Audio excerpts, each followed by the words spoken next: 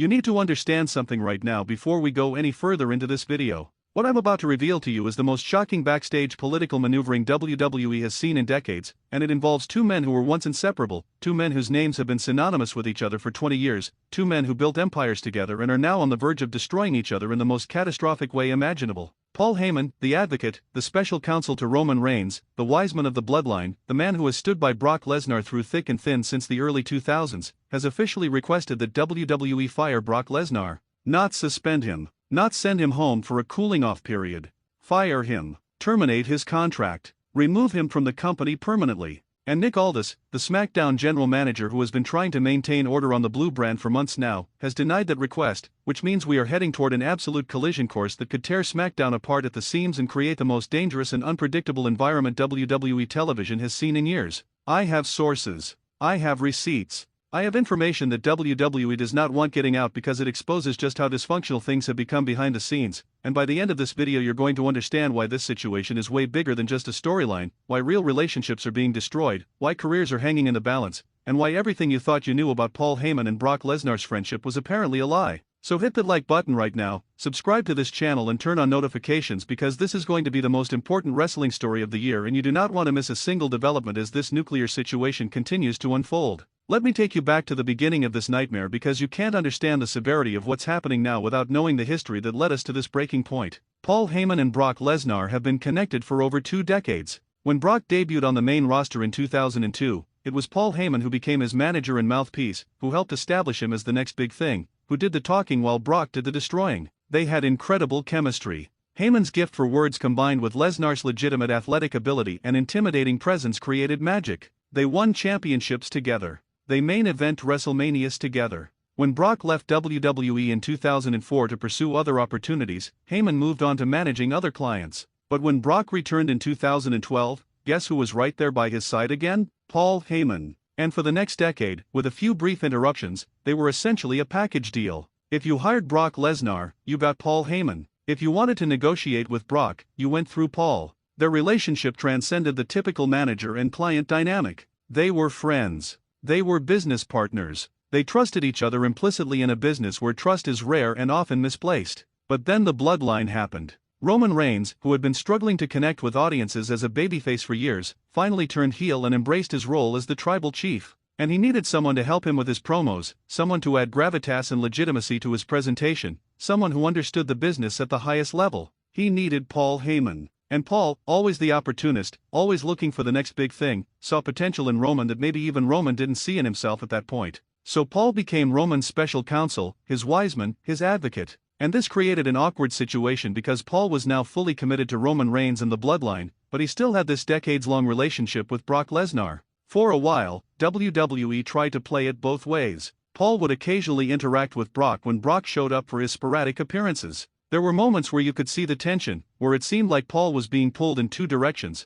but it never exploded into full-blown conflict. Until recently. Until something happened that changed everything and turned Paul Heyman and Brock Lesnar from lifelong friends and business partners into bitter enemies who can't even be in the same building without security being put on high alert. And what happened, according to my sources who work closely with both men, is that Brock Lesnar made it clear he wanted Paul Heyman to stop working with Roman Reigns and come back to working exclusively with him. Brock felt like Paul had abandoned him, like Paul had chosen Roman over their friendship, like all those years of loyalty and success meant nothing compared to whatever Paul was getting from his association with the bloodline. And Brock, being Brock, didn't ask nicely. He didn't sit Paul down for a calm conversation about their professional relationship. He confronted Paul backstage at a SmackDown taping several weeks ago and essentially gave him an ultimatum. Choose me or choose Roman. You can't have both. Pick a side. And Paul Heyman chose Roman Reigns. Not because he doesn't care about Brock. Not because their history means nothing to him. But because Paul is a businessman first and foremost, and from his perspective, Roman Reigns is the present and future of WWE while Brock Lesnar is a part-timer who shows up a few times a year, gets paid an obscene amount of money, and then disappears for months at a time. Paul wants to be at the center of WWE's most important storylines.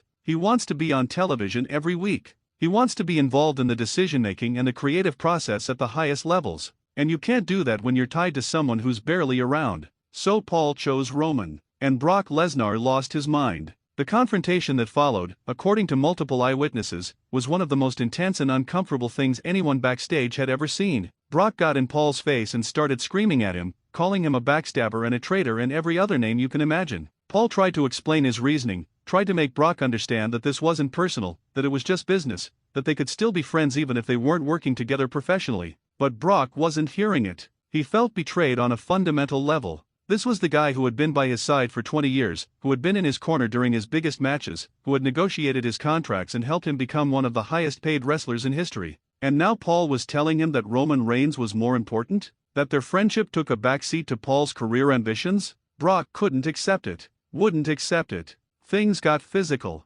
Not a full-blown fight, but there was pushing and shoving. Security had to step in to separate them. And after that incident, Brock and Paul stopped speaking entirely. They avoided each other at shows. If they had to be in the same area, there was tension so thick you could cut it with a knife. Other wrestlers and staff members started taking sides, creating factions within the locker room. Some people sympathized with Brock and felt like Paul had indeed betrayed their friendship. Others understood Paul's perspective and thought Brock was being unreasonable and possessive. And WWE management was caught in the middle, trying to figure out how to handle a situation that was affecting the entire atmosphere backstage and potentially creating liability issues if things escalated further. But then things got worse. Much worse. Brock Lesnar, feeling wronged and wanting revenge, started going out of his way to make life difficult for Paul Heyman and the Bloodline. Every time Roman had a big match or a big segment scheduled, Brock would mysteriously show up at the arena unannounced and cause chaos. He would interrupt promos. He would attack Roman or the Usos or Solo Sikoa. He would make it impossible for the Bloodline to function normally because there was always this threat of Brock Lesnar appearing out of nowhere and destroying everything. And Paul Heyman, who prides himself on being able to control situations and manipulate circumstances to his advantage, found himself completely powerless to stop it. He tried reasoning with Brock through intermediaries.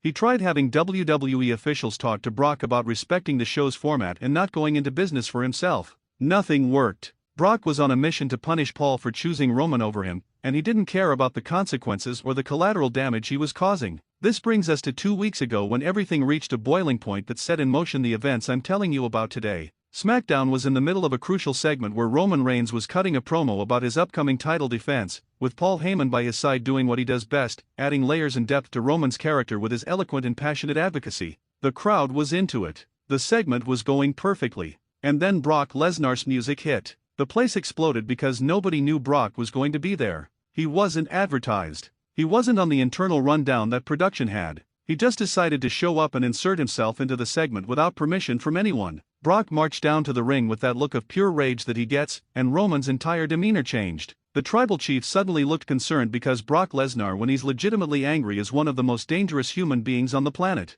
Brock got in the ring and immediately went after Paul Heyman, ignoring Roman entirely. He grabbed Paul by his suit jacket and lifted him off his feet, and you could see the genuine terror in Paul's eyes because this wasn't a worked angle where everyone knows what's going to happen next. This was Brock Lesnar, who has legitimate mixed martial arts training and superhuman strength, manhandling a 60-year-old man who has no ability to defend himself physically. Roman tried to intervene, and Brock just threw him aside like he weighed nothing. The Usos ran down to the ring to help, and Brock fought them off too. It took half the locker room rushing out to finally pull Brock away from Paul, and by that point Paul was shaken up, his suit was torn, and he had the look of someone who genuinely feared for his safety. After that incident, Paul Heyman made a decision. He went to Nick Aldis, the SmackDown general manager, and he formally requested that Brock Lesnar be fired from WWE. Not just banned from SmackDown. Not just suspended until things cooled down. Fired. Contract terminated. Removed from the company permanently. Paul's argument was that Brock had become a danger to him personally and to everyone else in the company, that Brock was acting erratically and violently, that he was going into business for himself and disregarding the show's format and the safety of other performers,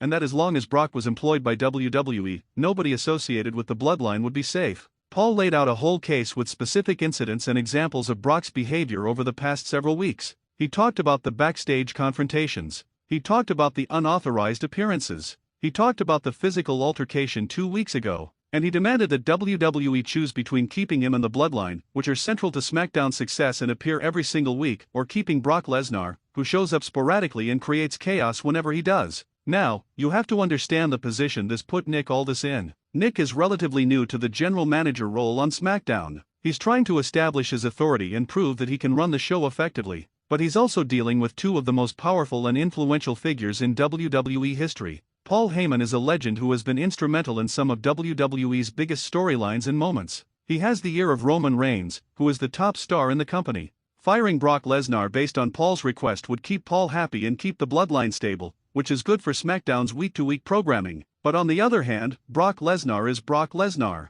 He's one of the biggest draws in wrestling history. He's a former UFC heavyweight champion with mainstream recognition that very few wrestlers have. He's someone who can sell out arenas and generate massive pay-per-view buys when he's advertised. Firing him would be a huge loss for WWE from a business perspective, and it would also set a precedent that talent can be fired simply because they're having personal conflicts with other talent, which is a dangerous road to go down. So Nick Aldis did what any reasonable authority figure would do in that situation. He denied Paul Heyman's request. He told Paul that while he understood his concerns and took them seriously, firing Brock Lesnar was not an option that he was willing or authorized to pursue. Instead, Nick proposed alternative solutions. He suggested that Brock and Paul could be kept apart by having them appear on different shows or at different times. He suggested bringing in mediators to help them work through their issues professionally. He suggested implementing stricter rules about unauthorized appearances and making it clear to Brock that any future incidents would result in severe financial penalties and suspension. But firing? That was off the table. Paul Heyman was furious.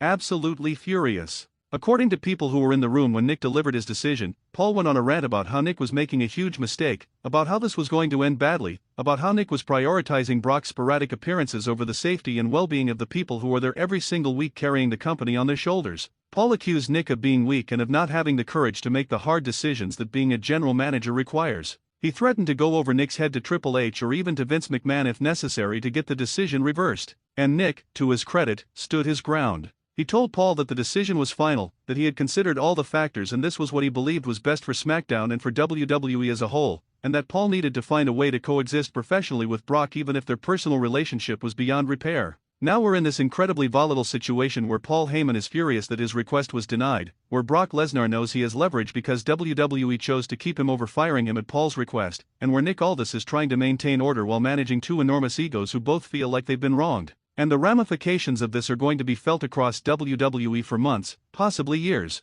because this isn't just about Paul and Brock's personal relationship anymore. This has become a power struggle that involves Roman Reigns, the bloodline, SmackDown's creative direction, and the very nature of how WWE handles disputes between talent. Let me break down why this situation is so dangerous and why you should be absolutely riveted by what's about to happen. First, Paul Heyman is not someone who takes rejection well. He spent his entire career being a master manipulator who gets what he wants through intelligence, cunning, and political maneuvering. The fact that Nick Aldis denied his request is a blow to his ego and his reputation. Paul now has to prove that he was right, that keeping Brock Lesnar in WWE was a mistake, which means he has incentive to make the situation worse rather than better. Don't be surprised if Paul starts playing mind games, if he starts manipulating Roman and the bloodline to escalate things with Brock, if he engineers situations that make Brock look bad and prove that he's a liability to the company. Paul Heyman when he's backed into a corner is incredibly dangerous because he's smart enough to hurt you in ways you don't see coming. Second, Brock Lesnar now knows that WWE values him enough to keep him employed despite Paul Heyman's best efforts to get him fired.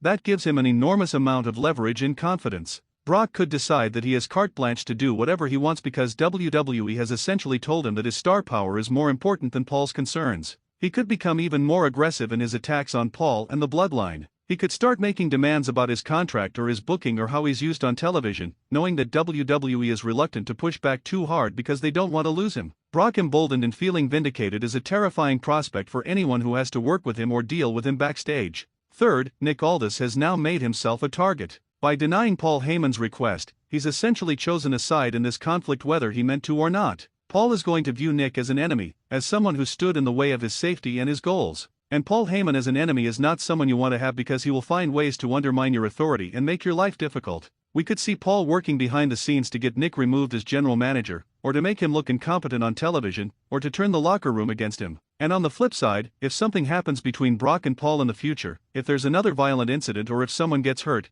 Nick is going to be blamed for not taking stronger action when he had the chance. He's in a no-win situation where he's going to be criticized no matter what happens next. The SmackDown locker room is also feeling the effects of this situation. Wrestlers are being forced to choose sides, which is creating division and tension among people who should be working together as a team. Some people are firmly in Paul Heyman's camp, believing that he was right to request Brock's firing and that Nick Aldis made a huge mistake by denying it. These are mostly people who are aligned with the bloodline or who have had negative experiences with Brock in the past. Others are defending Brock or at least defending the principle that you shouldn't be able to get someone fired just because you have a personal conflict with them. And then there's a third group that's trying to stay neutral and avoid getting caught in the crossfire, but even neutrality is becoming increasingly difficult as the situation intensifies and people are pressured to pick a side. From a storytelling perspective, this situation is both brilliant and terrifying. Brilliant because it creates unpredictability and genuine tension that you can't script or manufacture. When Paul Heyman and Brock Lesnar are in the same building now, nobody knows what's going to happen. Will Brock attack Paul again? Will Paul orchestrate something to get back at Brock? Will Roman get involved to protect his Wiseman? Will Nick Aldis have to physically separate them or threaten serious consequences? That uncertainty makes must-see television because fans know that anything could happen at any moment. But it's also terrifying because WWE is playing with fire here. They're taking a real-life conflict between two people who have legitimate issues with each other and exploiting it for entertainment value, which means there's always the risk that things go too far and someone gets hurt or that the conflict bleeds into legal territory with lawsuits or criminal charges. Let's talk about what this means for Roman Reigns and the Bloodline because they're caught right in the middle of this mess. Roman has built his entire heel character around having Paul Heyman as his special counsel. Paul's promos and Paul's presence elevate Roman's character and give depth to everything he does. If Paul is constantly worried about Brock attacking him, if Paul is distracted by this conflict and unable to focus fully on making Roman look good, that affects Roman's presentation and potentially his drawing power. Roman also has to be concerned about the possibility of Paul leaving WWE if things get bad enough. If Paul feels unsafe or feels like WWE isn't protecting him adequately, he could decide to walk away from his contract, and then where does that leave Roman? Does he continue as tribal chief without his Wiseman? Does he find a new manager? Does his character fundamentally change? None of those options are ideal. There's also the question of whether Roman should or will get physically involved in the conflict. Brock attacked Paul, which is essentially attacking Roman's family and his authority as tribal chief. From a character standpoint, Roman can't let that slide without retaliating. But from a practical standpoint, does WWE really want Roman Reigns, their top champion and biggest star, getting into a feud with Brock Lesnar right now? That's a massive program that would require months of build and would dominate SmackDown's creative direction. Is that the story they want to tell, or were they planning something different for Roman? The Paul and Brock situation is forcing WWE's hand and potentially derailing other storylines because this conflict is too big to ignore. The business implications of this situation are staggering when you really think about them. Brock Lesnar's contract is reportedly one of the most expensive in WWE, paying him millions of dollars per year for a limited number of appearances. If things get bad enough, if Brock continues to go into business for himself and create problems, WWE might eventually have no choice but to cut ties with him despite his star power. But doing so would be admitting that Nick Aldis made the wrong decision by not firing him when Paul first requested it, which would be humiliating for Nick and for WWE management. On the other hand, if WWE keeps Brock no matter what he does, that sends a message to the locker room that the rules don't apply equally to everyone, that if you're a big enough star you can behave however you want without facing real consequences. That breeds resentment and creates an environment where other wrestlers feel like they're being treated unfairly. Paul Heyman's position is also complicated from a business perspective. He's under contract to WWE, but his value comes from his mind and his mouth, not from his physical presence in a ring. If Paul decided to stop coming to work because he felt unsafe, what could WWE really do about it? They could fine him or sue him for breach of contract, but that would create terrible publicity and make them look like they're forcing someone to work in an environment where they don't feel safe. And if Paul did walk away, WWE would lose one of the greatest managers and talkers in wrestling history, someone who is irreplaceable in many ways. You can train someone to wrestle. You can't train someone to be Paul Heyman. His decades of experience, his understanding of psychology, his ability to craft promos and manipulate emotions, those are unique skills that very few people possess. Let me address something that I'm sure some of you are thinking right now. Is this whole thing a work? Is WWE manufacturing this conflict between Paul and Brock to create a compelling storyline? I've asked myself that question multiple times while researching this situation, and my honest answer is that I think there are elements of both reality and storyline intertwined in a way that makes them almost impossible to separate. I believe that Paul and Brock really did have a falling out over Paul's decision to work exclusively with Roman. I believe there really was a backstage confrontation that got heated. I believe Paul really did request Brock's firing and Nick really did deny that request. But I also believe that WWE is aware of this conflict and is using it to fuel their television programming, allowing it to play out on screen in ways that blur the line between reality and fiction. That's actually the genius of what WWE is doing here, intentionally or not. They're taking a real conflict with real emotions and real stakes, and they're letting it play out in a way that feels authentic and unpredictable. The audience can sense that there's something real underneath the surface, even if they can't quite put their finger on what's worked and what shoot. And that creates an engagement level that you simply can't achieve with purely scripted content where everyone knows it's fake and nobody's genuinely upset with each other backstage. The reality adds weight and meaning to everything that happens on screen. But this approach is also dangerous because WWE is essentially playing with dynamite. When you encourage or allow real conflicts to play out on television, you lose some control over where things go and how they escalate. What if Brock really hurts Paul during one of their confrontations? What if Paul says something in a promo that crosses a line and makes Brock legitimately want to quit? What if Roman gets caught in the middle and ends up resenting both Paul and Brock for putting him in an impossible position? These are real risks that come with blurring the lines between reality and storyline, and WWE is betting that they can manage those risks without things spiraling completely out of control. The fan reaction to this situation has been fascinating to observe.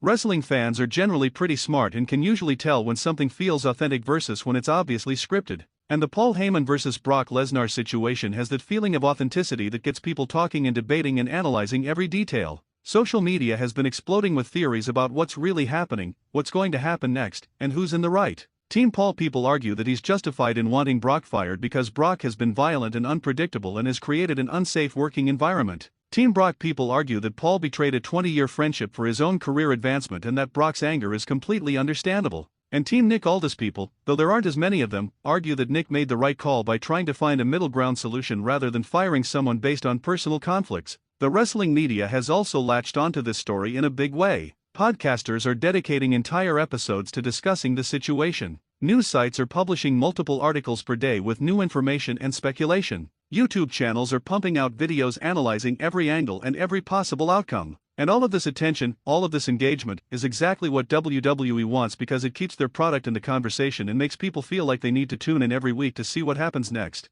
From a business standpoint, the controversy and the uncertainty are valuable commodities that drive ratings and generate buzz. Looking ahead, there are several possible directions this situation could go, and none of them are particularly comfortable or easy for WWE to navigate. Option 1 is that Paul Heyman and Brock Lesnar somehow reconcile, either for real or as part of a work storyline, and they go back to being friendly or at least professional with each other. This would be the safest and most predictable outcome, but it would also feel anticlimactic after all the build and all the genuine animosity that's been displayed. Option 2 is that the conflict continues to escalate until WWE has no choice but to do something drastic, like actually firing Brock or moving Paul to a different brand or creating some kind of stipulation match where the loser has to leave the company. This would be dramatic and would give the storyline a definitive conclusion, but it would also mean losing either Brock or Paul, both of whom are valuable assets. Option 3, and this is the one that I think is most likely, is that the situation continues to simmer with periodic explosions of violence and confrontation, without ever reaching a full resolution. Paul and Brock continue to hate each other and continue to make each other's lives difficult whenever they're in the same place,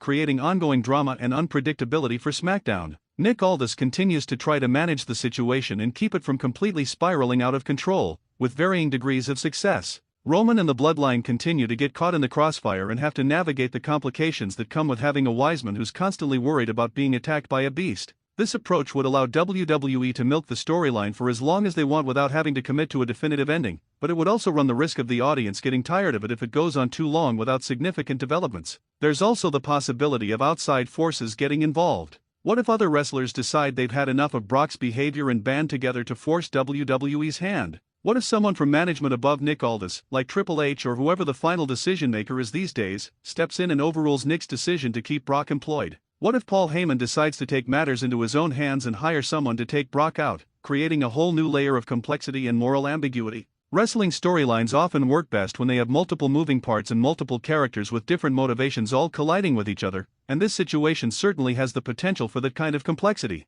One thing I keep coming back to is the human element of this story. Regardless of how much is real and how much is manufactured for television, Paul Heyman and Brock Lesnar are real people who had a real relationship that meant something to both of them. 20 years is a long time to work with someone, to travel with them, to celebrate victories and deal with defeats together. Even if they're playing up their conflict for television, even if they're being professional and doing what's best for business, there has to be some genuine sadness about the fact that their partnership has ended in this way. And I think that underlying sadness and loss is part of what makes the storyline resonate with audiences. We've all had friendships or partnerships that ended badly. We've all felt betrayed by someone we trusted. We've all had to make difficult choices between loyalty to the past and opportunities for the future. So even though this is playing out in the heightened reality of professional wrestling, the emotions at the core of it are very real and very relatable. The historical significance of this situation also shouldn't be overlooked. Paul Heyman and Brock Lesnar together are responsible for some of the most memorable moments in modern WWE history. Brock's destruction of John Cena at SummerSlam.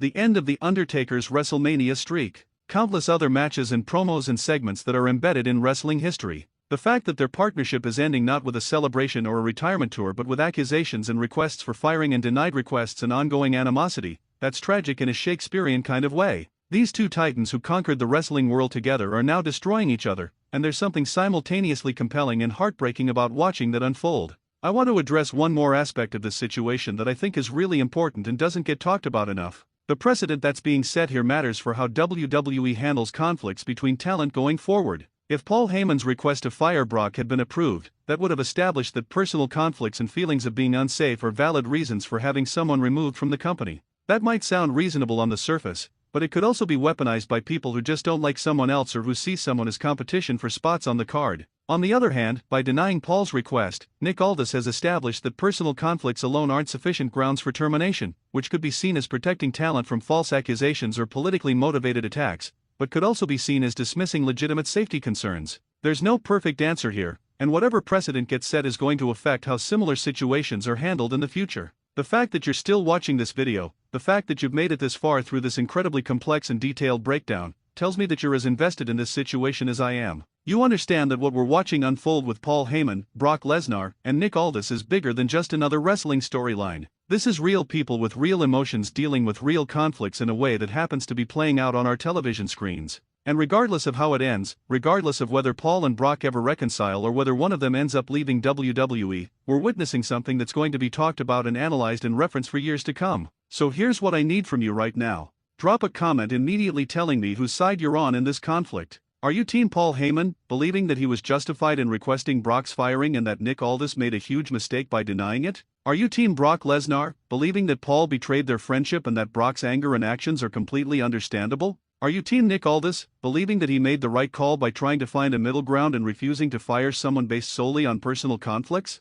I want to hear every perspective because this is the kind of situation where there's no clear right answer and reasonable people can disagree about who's right and who's wrong. Hit that like button if this video gave you information and analysis that you haven't seen anywhere else. Subscribe to the channel and turn on notifications because I'm going to be covering every single development in this story as it continues to unfold, and trust me, there are going to be major developments in the coming weeks. Share this video with every wrestling fan you know because they need to understand what's really happening behind the scenes with Paul Heyman and Brock Lesnar and why this situation is so much more complex and consequential than most people realize. The Paul Heyman requests Brock Lesnar's dismissal story is just getting started, and based on everything I know and everything I've laid out in this video, things are about to get even more intense, even more complicated, and even more unmissable. Thank you for watching, and I'll see you in the next video where hopefully we'll have more answers about where this insane situation is headed and how WWE plans to resolve or continue exploiting one of the most fascinating conflicts in recent wrestling history.